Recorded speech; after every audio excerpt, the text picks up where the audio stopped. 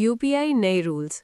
फरवरी 2026 से UPI payment के नियमों में बड़ा बदलाव होने जा रहा है।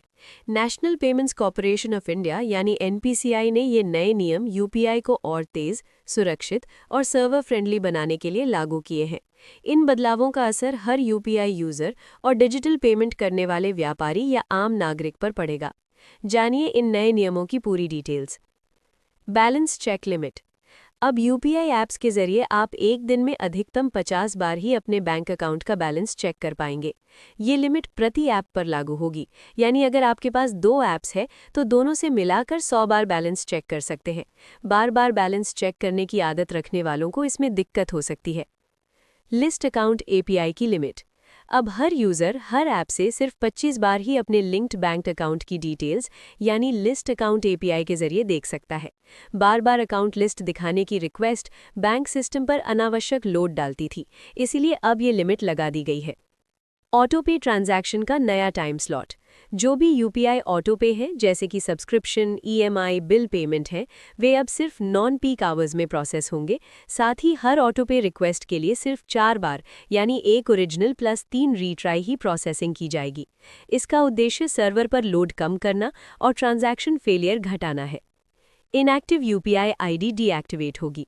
अगर आपकी यूपीआई आईडी पिछले 12 महीनों से इस्तेमाल में नहीं है तो वो खुद ब खुद डिसेबल हो जाएगी। इसका कारण ये है कि मोबाइल नंबर अक्सर रीअसाइन हो जाते हैं। ऐसे में पुराने नंबर की सुरक्षा के लिए ये ज़रूरी कदम है। बैंक अकाउंट लिंकिंग वेरिफिकेशन सख्त। यूपीआई में नया बैंक अकाउंट जोड़ते वक्त अब और भी कड़े वेरिफिकेशन और यूज़र ऑथेंटिकेशन की प्रक्रिया अपनाई जाएगी, ताकि सुरक्षा और बढ़ाई जा सके। एपीआई रिस्पॉन्स टाइम कम। अब यूपीआई सिस्टम में किसी भी ज़रूरी ट्रांजैक्शन एपीआई का रिस्पॉन्स टाइम 10 सेकंड के अंदर ही मिलना चाहिए। पहले ये 30 सेकंड था। इससे रियल टाइम ट्रांजैक्शन और तेज़ और सुचारू होंगे।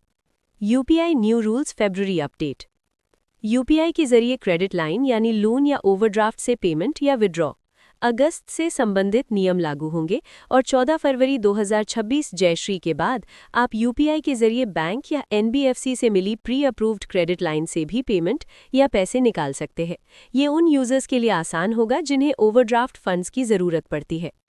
इन सब का मुख्य उद्देश्य है सर्वर पर बढ़ते लोड को कंट्रोल करना, यूपीआई पेमेंट्स को ज़्यादा सुरक्षित बनाना, ट्रांजैक्शन फेलियर और स्लो डाउन के मामलों को कम करना, नई टेक्नोलॉजी से जनता व बैंकों दोनों का अनुभव बेहतर करना।